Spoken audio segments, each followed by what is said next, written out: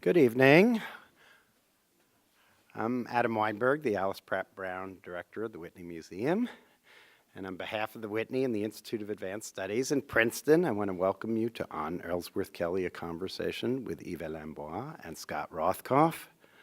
This evening's conversation was originally planned to mark the publication of the first volume of Ellsworth Kelly, Catalogue, Raisonné of Paintings, Relief, and Sculpture, which was published in September of 2015 and written by Yves-Alain in direct collaboration with Ellsworth. But as you know, Ellsworth passed away this past winter, so now with his passing this past December, we are using the occasion to celebrate both the publication of the Catalogue Raisonné and also Ellsworth's long and very cherished relationship with the Whitney Museum, which began almost 6 decades ago. Ellsworth, as all of you know, was one of the most celebrated artists of his generation, having had retrospectives in this country at MoMA and the Guggenheim, and surveys of his works on paper at the Boston Museum of Fine Arts, the Fort Worth Art Museum, the Detroit Institute, and he had major survey exhibitions, including a major retrospective at the Stedelijk, if I pronounced it right, Robert, and museum in Amsterdam, the Jeu de Paume in Paris, which presented the early works from France, which actually the Catalogue Raisonné covers, which was a beautiful exhibition, and the Haus der Kunst in Munich. But the Whitney, we have a very special feeling for Ellsworth's work. He was first exhibited in an exhibition here in 1957 called Young America. Only in the 1950s did they call shows like Young America. I don't think that would happen again. And in that same year, the Whitney was the first museum to acquire one of his works, the great 1956 painting called Atlantic. And in 1982, Patterson Sims, who was the curator of the collection, and Emmy Pulitzer, organized Sculpture, which was the first survey of Ellsworth's three-dimensional works.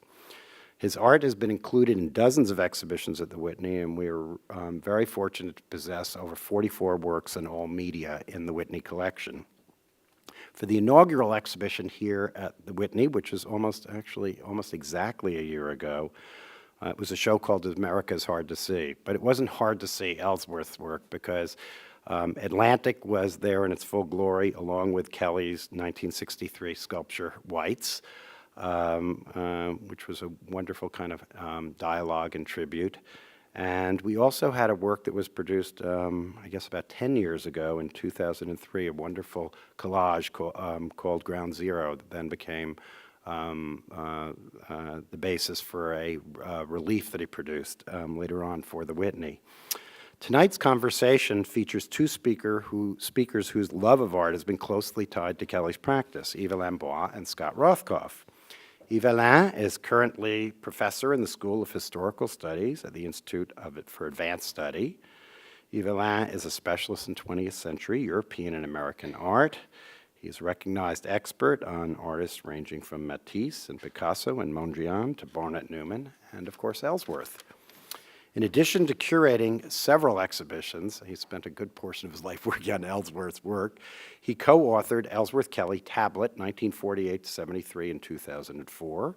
He wrote Ellsworth Kelly, the early drawings, 1948 to 55. That's not the period that he wrote it, in 1999. And Ellsworth Kelly, the early years in France, 48 to 54 in 1992. Bois has explained that he undertook the Catalogue Raisonné in order to really understand what Kelly was doing, especially during his early years. As Yves-Alain wrote, anyone leafing through the pages of this volume cannot be but struck not only by the pace at which the artist's production evolved during this early period of his career, but also by its diversity. No sooner had he solved a problem than unexpected avenues of inquiry emerged from that very success and new questions appeared. The sketchbooks Kelly filled during his sojourn in France are a mine of brilliant ideas in draft form, so numerous that several lifetimes would not suffice to bring them to fruition. And fortunately, Ellsworth had a long life and was able to bring a lot of them to fruition. Scott Rothkopf, the Nancy and Steve Crown family curator, described the 1996 Kelly retrospective at the Solomon R. Guggenheim as a formative experience. As he wrote recently in the New York Times in a tribute to Ellsworth, Words like joy, delight, and wonder don't have a lot of currency in serious contemporary art criticism, which tends to prize skepticism and anxiety over supposedly easier pleasures. But it was precisely those former feelings that came over me when I first encountered Ellsworth Kelly's work en masse as a college student at the staggering 1996 retrospective at the Solomon Guggenheim Museum. After seeing this exhibition, Scott pursued courses with Bois, then a professor of modern art at the History of Art and Architecture at Harvard, and here they are together again at the Whitney Museum. My gratitude once again to the Institute for Advanced Studies, our collaborator on this program, in particular to Director Robert Dygraff. And lastly, I would like to express a special thanks to the inimitable Jack Shear for his friendship, his long-term support of the Whitney, his generosity. Jack, your partnership with Ellsworth was a beacon for us all. Thank you for being here tonight. Thank you.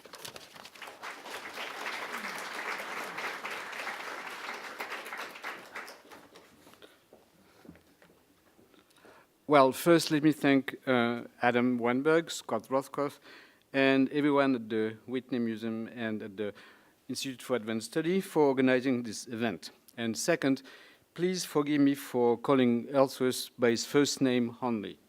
I found it just impossible so soon after his passing to do otherwise. So perhaps I should start by saying that I fell in love with Ellsworth's work in my early teens when I saw a group of his lithographs, some of them you just saw in the lobby, at the Galerie Mag in Paris.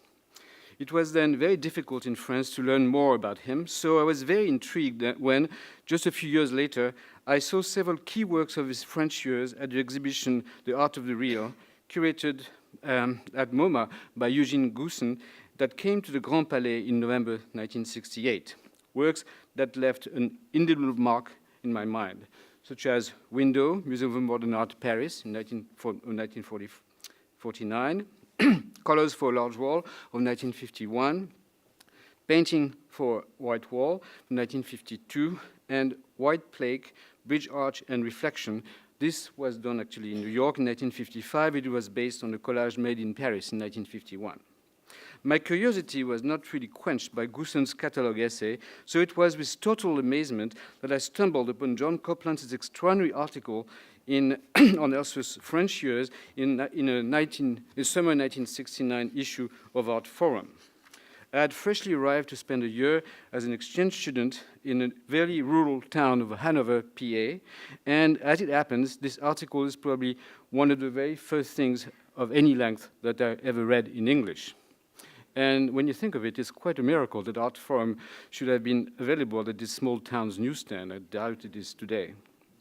I was utterly flabbergasted by the complex world that Copeland's text was revealing. What I didn't know at the time is that I was not alone at being so surprised. For despite the fact that Ellsworth's reputation was already very high, next to nobody was aware of his early work. That ignorance had even led a few critics to suggest that Ellsworth was belatedly catching the train of minimalism with his polyptychs of monochrome panels dating from 1965-66, while in fact these works were one of the first instances in which Ellsworth was revisiting his own past. Alluding to these skeptic ignoramuses, Copeland set the record straight while shaming them, as he gave ample room to many of these French polyptychs, including red, yellow, blue, white, and black, with white border of 1953, and train landscape of 1953 as well, that he reproduced in color in his article. As I said, I was totally struck by all the information supplied in Copeland's essay. Yet one thing had puzzled me by its absence. There was no allusion whatsoever to the 1949 window. It is only 2 years later, when Copeland revised his text to include it in his lengthy monograph published by Abrams, that I realized that this silence about window had been part of a pattern. For in his book, Copeland discussed something that he had entirely repressed in his article, which is that some of Ellsworth's French works were based on something seen in the world at large. Suddenly, the window was given pride of place and reproduced next to its starting point. And the same happened to works previously discussed in purely abstract terms, such as La Combe II of 1951. But despite Copeland's copious quotations of the extremely precise and eloquent explanatory notes that Ellsworth had written for his benefit about his procedures and aesthetic choices, the critic seemed utterly confused about how this type of work squared with those involving chance, the grid, or the monochrome panel, on which he had written at length. In fact, he seemed to have a lot of trouble finding out how any of these diverse trends in Ellsworth's early work could fit together, preferring to see this diversity as a mark of freedom, of an eclecticism that he characterized then as, I quote, both Kelly's strength and his weakness. These two left me dissatisfied, but at the time I left it at that. I was just entering college and had other fish to fry. Let me now fast forward to nearly 20 years later, when I received a letter from Jack Carrot, then curator of 20th Century Art at National Gallery of Art in Washington, and Alfred Pachman, then director of the Galerie du Jeu de Paume in Paris, inviting me to write an essay for the catalogue of the exhibition, Ellsworth Kelly, the Years in France, 1948-54, that they were jointly curating in their respective institutions. My love of Ellsworth's work had recently been rekindled just a few years prior, as I had spent countless hours in the fantastic exhibition of his works on paper organized by Dine Upright, which toured the Baltimore Museum of Art in May 1988, a few yards away from my office at the Johns Hopkins University, where I was then teaching. Needless to say, I responded with enthusiasm to Carrot and Pachman's invitation, which led me to my first serious in-depth exploration of Ellsworth's universe. This occasion also marked the beginning of my long friendship with Ellsworth and Jack Shear, and of innumerable stays at their home for a quarter of a century, or just about, during which I kept scouring Ellsworth's archives and torturing him with my endless questioning. It is while working on my essay for the National Gallery of Art and during the many conversations I had then with Ellsworth that I had my eureka moment. That is, I came to understand how the figurative origin of many of the works that Ellsworth had done in France had nothing to do with representation, but rather with a non-compositional method that I then baptized the transfer, a method by which Ellsworth recorded on his canvas or sheet of paper as straightforwardly as possible a pattern or configuration that struck him on a flat field in the world at large. I also came to understand how this method related to other non-compositional strategies in the works of this period. I'll deal with that in an instant. Furthermore, it also became clear to me why Ellsworth always deemed these useful years in France the most important of his career. Why, indeed, interview after interview, statement after statement, he has never ceased to say that everything he produced throughout his long productive life stemmed from these formative moments, years in Paris. There is possibly some retrospective exaggeration in that, but that much is absolutely true. This is where and when he developed what one could call his system, for lack of a better word. Of course, system is wrong for someone whose works is so entirely guided by intuition as Ellsworth, but I have not yet found a satisfactory alternative. So let me walk quickly through the period in question before I submit to Scott's own torturing questions. Ellsworth arrived in Paris in October 1948 on a GI Bill. He had studied 2 years at the Boston Museum School, where the dominant aesthetic was a brand of expressionism, and he had grown fed up of painting nudes in live model classes day in and day out. The last painting he made in Boston, as he contemplated his stock of shoes in order to decide which to bring with him overseas, was a clear farewell to expressionism. Ironically, when he got to Paris, he had to register to the École des Beaux-Arts in order to get his monthly check and paint one more nude in order to get his to be accepted, which he did. In fact, he painted 2 because he didn't like the first. But that was his farewell too to the traditional curriculum, and he never set foot again at the school, where, that was his good luck, no one ever took attendance. He had grown fascinated by medieval art while in Boston, and his first month in France was spent visiting as many sites of Romanesque architecture he could on a limited budget, or in taking refuge from the cold at the Byzantine Institute, an outpost from Harvard, located next to his hotel, where he looked at illustrated manuscripts as well as reports about the conservation of Hagia Sophia's mosaics. The first paintings he made in Paris, besides the Beaux-Arts nudes, were directly inspired by his foray into the treasures of this library. But then came a time when he had to start doing his own stuff. He was an ambitious 25-year-old would-be artist. Transitioning could not last forever. So I'll speed up now and cut to the chase. As I mentioned a moment ago, in his French years, Ellsworth was involved in non-compositional strategies.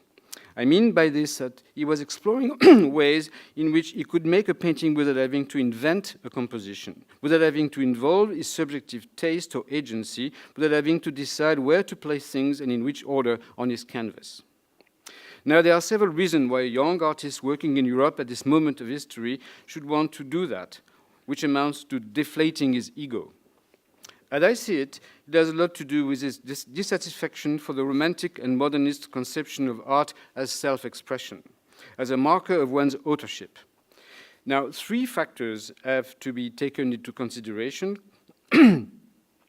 One is personal and has directly to do with Ellsworth's interest in medieval and in particular Romanesque architecture, which he took to be the work of utterly anonymous craftsmen. Let's say that it is a different kind of romanticism that is at work here. The two other factors are contextual. First, let's remember that World War II had just come to a close. In the immediate aftermath of the Holocaust and Hiroshima, it comes as little surprise that young painters would ask, what does it mean to be an artistic subject, an author, at the very moment where the humanity of any individual has been cast in doubt by the massive demonstration of the inhumanity of our own species? Second, any artist trying to affirm his selfhood in post-war Paris could not but have been sensitive to the fact that the road was blocked by a monster, by a kind of minotaur that was eating alive anyone approaching, a monster that had already invented everything, or so it was thought at the time. This monster was Picasso, and there was no way one could invent better than him, compose better than him. There was no way one could be fully original, personal, in short, a modern artist with his titan around. Sooner or later, you would discover in his gigantic output of more than 50,000 images that something you thought yours truly had already been done by the master. He had claimed all the space of inventiveness. But if you started out by erasing yourself, your personality, your genius and the like, if you started out by pretending you were not there, nobody would be able to come and say that Picasso did it better. There was one thing that Picasso did not know how to do, and that was how to erase himself, how not to invent, how not to compose. So, during his stay in France, Ellsworth would systematically explore several strategies of not inventing, of not composing, of not taking decisions. He applied himself to invent ways not to invent. And he found out that the number of possibilities were limited. He came up with 5, although he fully exploited only 4 at the time, keeping in reserve the 5th, which would only become his landmark later after his return to New York. I mentioned already one of these, the transfer, of which the 1949 window is probably the most famous example, and I'll give a few more later on. But it would also be chance, the grid, and the monochrome panel as unit. The extra 5th one, which I call the silhouette, encompasses his numerous shaped canvas and many reliefs and sculpture, particularly from the early 70s on. Now, these non-compositional strategies are not unique to Ellsworth, though he was certainly the first to use the transfer so forcefully. But what is unique of him is that he used them all in Paris in relatively short succession. I also realized I should correct myself here. I said that Ellsworth used all these non-compositional strategies in relatively short succession, but this phrase is only accurate if one considers the original appearance of each of these strategies in his oeuvre. Indeed, the sequence of their invention has a logic of its own that I explored at great length in the book. The exploration of chance following that of transfer, of grid that of chance, of the monochrome panel that as unit that of the grid, and of the silhouette that of the monochrome panel. But that doesn't mean that he ever abandoned a single strategy after having stumbled upon the next one as its dialectical offspring. Ellsworth always kept everything in store, or on his back burner, happy to return to anything he suddenly fancied in his immense repertoire whenever he felt like it. I remember him gently mocking Jack for being a hoarder, to which I replied, "Qui se ressemble, s'assemble," or it takes one to recognize another. I should also say that the 5 non-compositional strategies that singled out are porous. Here are a few examples of that porosity. Transfer and chance are clearly intertwined in Glue Spots of 1950, for which Ellsworth simply inked in black the messy trace of glue that covered the sheet of brown paper protecting the table in which he was making his collage. In many grids, most of them actually, the distribution of squares is organized by chance. The rectangular monochrome panel units are always part of a grid since they are never solitary and always aligned to at least 2 neighbors. There is only one exception to that rule, Tableau Vert of 1952, the only painting with some atmospheric depth in Kelly's oeuvre, which is probably why he didn't care for it all that much until the late 80s, when a stubborn curator persuaded him to show it. Many sketches for multiple panels, collages made in Sanary, in the south of France, but eventually not realized, partake of a particular kind of transfer, later very often used by Ellsworth, the close-up, in which the image becomes congruent with the field by way of cropping. Here, the image is based on a stack of fishermen's boats docked in the harbor of Sanary.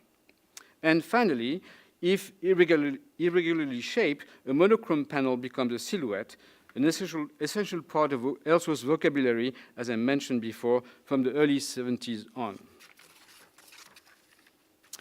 Before concluding these preliminary remarks, I would like to expand a bit on the category of the transfer, because it represents one of Ellsworth's most important inventions, I think, but one that is often misconstrued. Although I know it's a no-no to read a long quote in a public lecture, I cannot refrain from offering you this statement drafted by Ellsworth as a note for John Copland's, for it perfectly encapsulates what was at stake in the transfer method. So I quote, "In October of 1949, at the Museum of Modern Art in Paris, I noticed that the large window between the paintings interested me more than the art exhibited. I made a drawing of the window, and later, in my studio, I made what I considered my first object, Window, Museum of Modern Art, Paris. From then on, painting as I know it was finished for me. The new works were to be paintings, objects, unsigned, anonymous. Everywhere I looked, everything I saw became something to be made, and it had to be made exactly as it was, with nothing added. It was a new freedom. There was no longer the need to compose. The subjects were there, already made, and I could take from everything. It all belonged to me. A glass roof in a factory with its broken and patched planes, lines in a road map, the shape of a scarf on a woman's head, a fragment of Le Corbusier's Swiss pavilion, a corner of Braque painting, paper fragments in the street. It was all the same. Anything goes." End of quote. Now, it is, of course, not quite true that anything goes. All the examples given by Ellsworth, even that of the scarf, as it turns out, involve perfectly flat surfaces or fragments of surfaces offering or constituting a geometrical configuration. All the artist had to do is trace those flat objects on paper and later enlarge his tracings on canvas. He merely transfers a flat image onto a flat support, in a manner similar to an archaeologist producing a rubbing of an ancient stone inscription. His only major subjective involvement when chancing on a configuration that is flat and thus immediately transferable is to decide to record it and then eventually to present it as opposed to represent it in paint. Now, the line separating a representation and a transfer is materially very thin, but it is conceptually major one. And I'll show you 2 pairs of illustrations to clarify this issue. The first pair is made of 2 drawings immediately preceding Window, Museum of Modern Art. One is a view. The open window frame is seen in perspective. Space is represented. The other is a tracing, so to speak, like a camera-less photograph one does by placing objects on a photosensitive paper. In the drawing of the open window, there is space, schematically represented by the perspectival foreshortening of the left window pane, which means that the artist, as well as we, as beholders, are positioned at a certain distance from the window. This is not a realist representation by any means, as can be judged by the way the open panel of the window hangs, but we are given a point of view. In the drawing of the broken pane on the same window of the small hotel room in which Ellsworth was living in 1949, there is no distance, no space, no point of view whatsoever. The second pair I propose draws from other artists. The most celebrated transfer in American art is certainly Jasper Johns' flag, which dates from several years after Ellsworth has completed his inaugural investigation of this method, something that should be more readily acknowledged, I think. In fact, Johns began his own investigation exactly when Ellsworth came back in the US with many early transfer works in his luggage. No, I'm not trying to make a point here, but now, when placed next to Monet's celebration of the 14th of July, it is obvious, I hope, that John's flag is not the mere representation of a flag, but the exact copy of a flattened flag on a field that it covers entirely. The field does not contain an image, but the image and the field are one. In the case of Ellsworth's early works, the major difference is, of course, that the artist did not want you to know the source of the image. It is only much later that this was revealed, first very discreetly by Goosen in The Art of the Real catalogue, and then by Copeland in his book. The issue for Ellsworth was to produce abstract paintings whose formal organization would be non-intentional, would be a given, so to speak. That is far less easily done than said, as can be judged by the way Michel Seffort, Ellsworth's first critic to write favorably on his work, thought that Neuilly, based on a flagstone in the courtyard of the American Hospital in Paris, which you see here on the, I guess on this side, was in debt to the work of a master abstract composer such as Ben Nicholson, about which Ellsworth knew absolutely nothing at the time. The fact that intentionally non-compositional works could be mistaken for deliberately compositional ones explains perhaps why so many of Ellsworth's transfer drawings never resulted into a painting. But thank God I'm not doing the catalogue raisonné of Ellsworth's drawings. Not that it would be unpleasant in itself, quite the contrary, going through his graphic output is pure delight, but only a big team will be able to take on such a colossal task. A note to conclude on the catalogue raisonné issue, since that's what brought us here tonight. I just want to say that I never thought I would do that of Ellsworth, or of anywhere else for that matter. I had written a few essays on his work, some for the catalogue of shows I had curated, and at some point it became clear that rather than accumulate more essays, I should write a monograph. Looking more into the archive, I discovered that even for the one period I thought I knew pretty well, that is the French period, there was a lot more things I needed to learn. I realized that in order to write that book I intended to write, I needed to have a clear idea of the entire corpus. In short, that I had to sort of establish a kind of mini catalogue raisonné for myself, minus all the provenance stuff. I needed that to understand Ellsworth's evolution, to see what had changed over the years and what remained constant. That's when I decided that since I had to do it for myself, maybe I should do it for everybody else. In other words, the catalogue raisonné came about naturally, organically, so to speak. Of course, I had no idea of what it would imply, which is what I suppose Scott and I are going to talk about now. Thank you.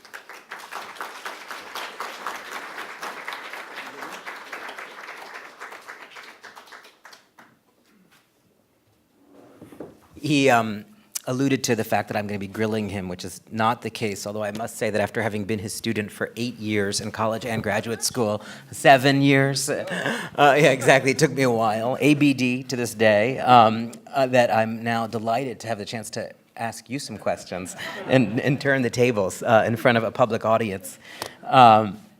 But I just wanted to start maybe where you left off, and I have been perusing the catalogue raisonné myself this weekend, and was struck by the fact that, although I'm certainly not an expert in catalogue raisonnés, I couldn't really think of a model that I knew very well for this book in particular.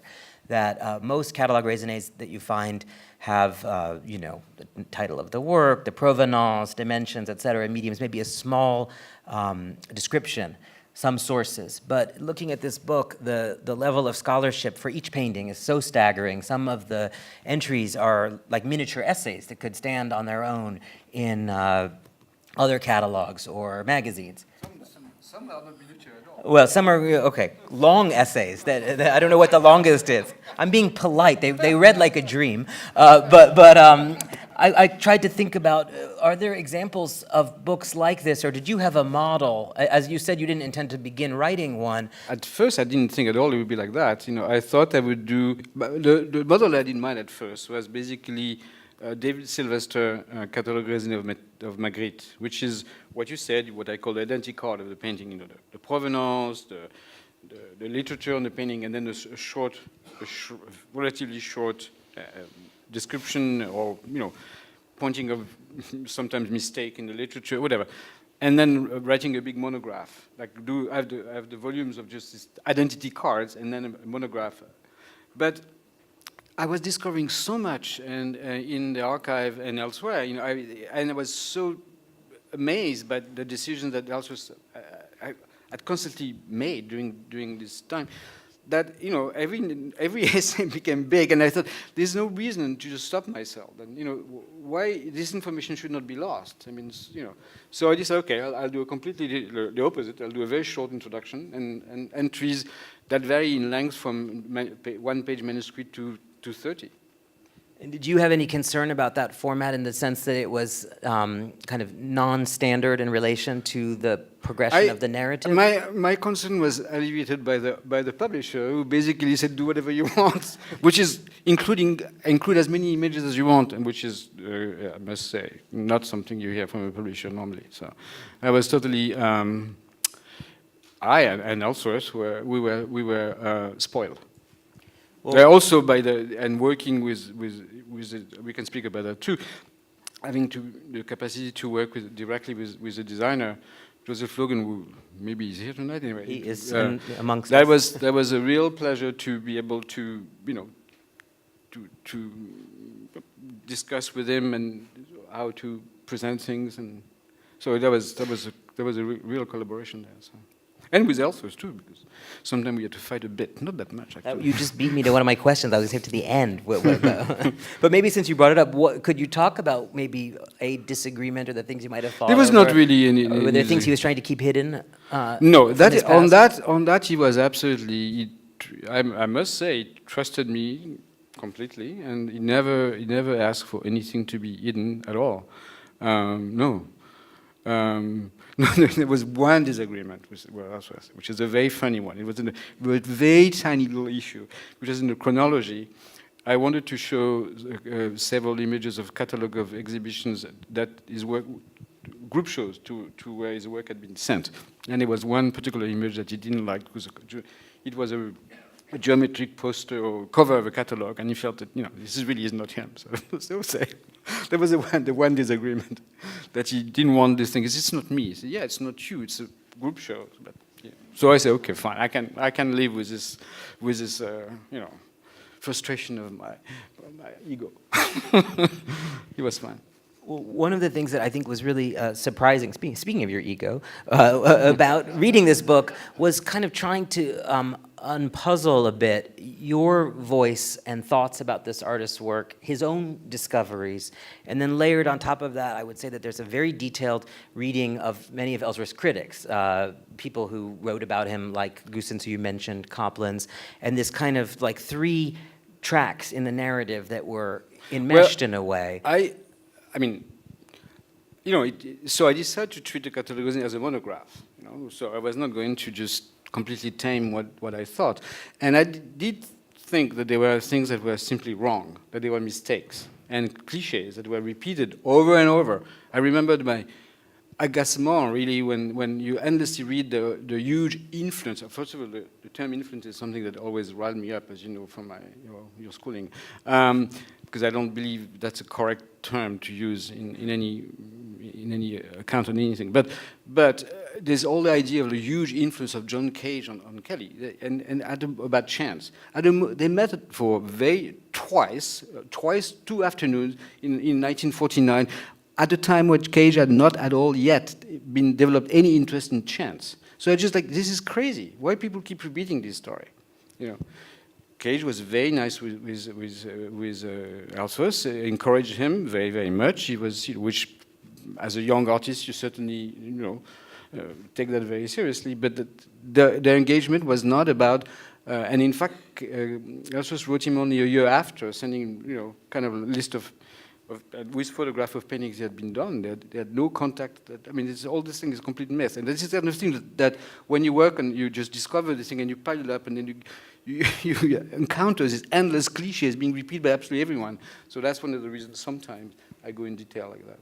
But then if we put aside those critics with whom you were sometimes arguing, what about your own kind of internal dialogue with the kind of dialogue of Ellsworth's brain or discovery as evident in his work? I mean, that's something I think a lot about when I'm writing and I'm trying to narrativize an artist's experience, and then I start to think, oh, but is this discovery that I see them making really the discovery that they were making, or is this my projection on top of them? And I think maybe in a catalogue raisonné, which progresses from one picture in a chronological order, even though you're, no, it is chronological. Very few exceptions in which I have to bend the chronology, because there's a series of four works that are initiated by a drawing or a series of drawing, and the 4 works, in order to make them, it covers almost a year. So of course, in that time, I put all them together.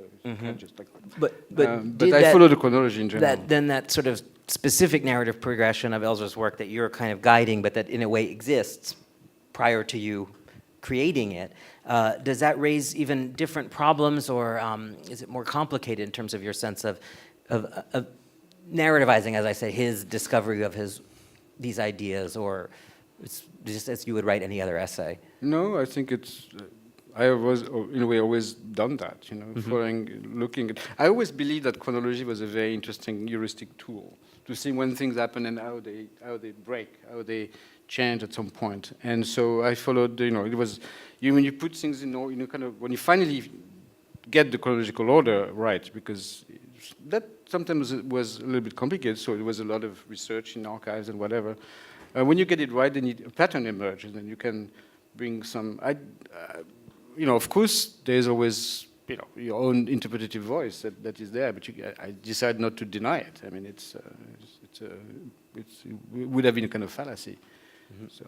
Well, and thinking about that, one of the I think ideas about your commitment to Ellsworth's work that I find very moving and also fascinating is the kind of longue durée, not even just going back from high school, but when you cited the book about Ellsworth's years in France, the catalogue, which is now maybe more than 20 years old. 25. 25. And it's covering the 26, same 26. 7-year period of this artist's work, or roughly, six-year period, that you've been thinking about the 6-year output of this artist for 25 years. I mean, I know in my own experience as a writer, there's one artist whose work I've written about, let's say 3 times, kind of returned to in that way. But are there really new thoughts to have for you, or discoveries? Well, that's what I was, to tell you the truth now, I was a bit dreading having to do the first volume. I thought I would not be very excited because I thought I knew everything. Well, totally non è vero. I mean, I discovered constantly new things and understood better certain things that had happened. And so I suppose that when I wrote this thing for the National Gallery, it was just, I was just entering into this very vast continent, and it was rather, I had not scratched the surface too deeply enough. And the more I was working on it, the more I was amazed by the level of complexity of Ellsworth's thought at the time, the amount of things that he discarded, that he decided not to do, which that made what he did much more forceful, and I understood better what he did when I realized everything that he had discarded, which I didn't know very much the first time around, and. No, I kept being impressed by the speed also at which he evolved. I mean, there's 1 year exactly 1 year between the head was imitating or not inspired by the Byzantine mosaic and the window. 1 year, during which he learned, he basically had to master Picasso, had to do all kinds of. It's spectacular when you think about it. I mean, the speed and his inventivity. I mean, it was just, and I got to know more and more of the sketchbooks and all the things, and no, I was, You really bring that to life in the book. If I were asked to blurb this book, and I would say a page turner, someone would say, how could you say that about catalog raisonné? But it is riveting the extent to which you give us this story of Ellsworth's discovery of this year, and I found myself sometimes skipping a couple paintings. Okay, enough of the nudes, but when's he going to get to this discovery? And as soon as that occurs and that focus that he clicks into and that you describe it in such kind of gripping detail, I was surprised, and I could feel his own curiosity and sense of discovery and his intelligence and yours kind of working together in this very beautiful and rare way, maybe as a reader of art history. But it's funny when you said about the discarded things or the roads not taken. Another, I think, funny experience for me, knowing your work so well, was to read your writing on these early paintings. The first painting, by the way, is a picture of a barn that Ellsworth made when he was 17 years old. And were he not to have had his discovery in France, I don't think any of these works would have been written about by you. So I wonder what it was like for you to kind of take seriously or have to talk about the works that he made as a student in Boston or as an adolescent. Well, I mean, this is a one thing in the book. To tell you the truth, I had fear that at some point I would have to put another painting as the first one in the book, which is the landscape, which I think comes just after, and which is not a very good thing. Which is also made, but it probably made after. We figured out it was probably made 2 years later. So I was very happy to find out it was 2 years later because I preferred the barn as a. The barn is a it's a. Interesting. I mean, there's a lot of way you could. I force myself not to read too much of later work in this thing. But you kind of cheat because you say one could be tempted to read in the shape of this barn all of Ellsworth's work to come. But of course, I am not tempted. But I'll mention that one might be. It's very clever rhetorical device. That didn't escape you. No. And another thing I wanted to ask you about, which occurred to me when you mentioned the idea of the book of drawings, is obviously we have a convention, I imagine, in catalogue raisonnés. I don't know where this comes from, that there's the catalogue raisonné of prints, the catalogue raisonné of drawings, the catalogue raisonné of painting and sculpture.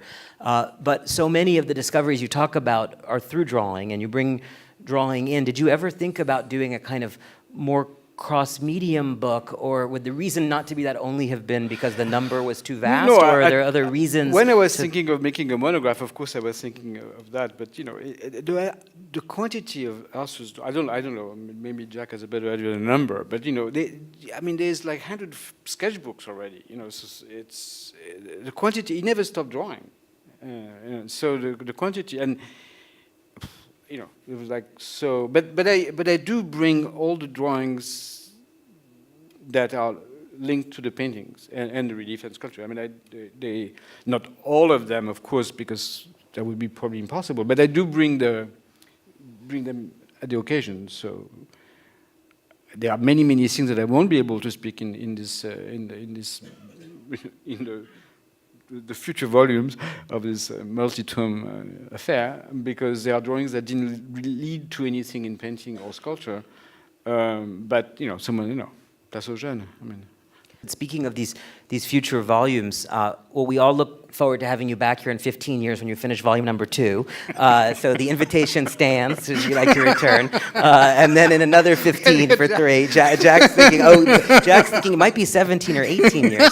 But I wonder if you could talk a little bit about how this project will develop, because obviously there is this incredibly detailed analysis of almost like a kind of day-by-day progression. Can you keep this up for 60 years? Even in the introduction of that work, even in the introduction of that first volume, I actually warned the reader that the other volumes will not be like that. I mean, it's not exactly the same. That is, Ellsworth at a certain point starts working slightly more serially. So I think, for example, in that particular volume, there are very few entries with more than one, that are about more than one work. Very few. I think that in the second volume, it will, the proportion will start changing rather dramatically. I don't know exactly, but it might be half and half, maybe. And then I think that in the next volumes, there's a moment where he makes long. See, I'm not going to have a long entry on each Chatham painting. for example. You know, there will be a long entry on the Chatham series, and then there will be, you know, just for each individual painting, there would just be the identity card. You know, so that would be a very different, you know, the later volume would have a very different economy. That's, I'm not going to write a new complex story about every single new curve, because I can't. I mean, just, you know, I'm not superhuman. And now that you've had this experience, could you imagine writing or doing a catalogue raisonné of any other artist? Or Well, I was involved in other artists. Well, that didn't turn out very. So okay, that's another story. Okay, and with that, thank you all for coming, and thank you to Catherine especially, and Megan from our Education and Public Programs team, and Lily, who helped organize this event with the IAS. So thank you all for being here.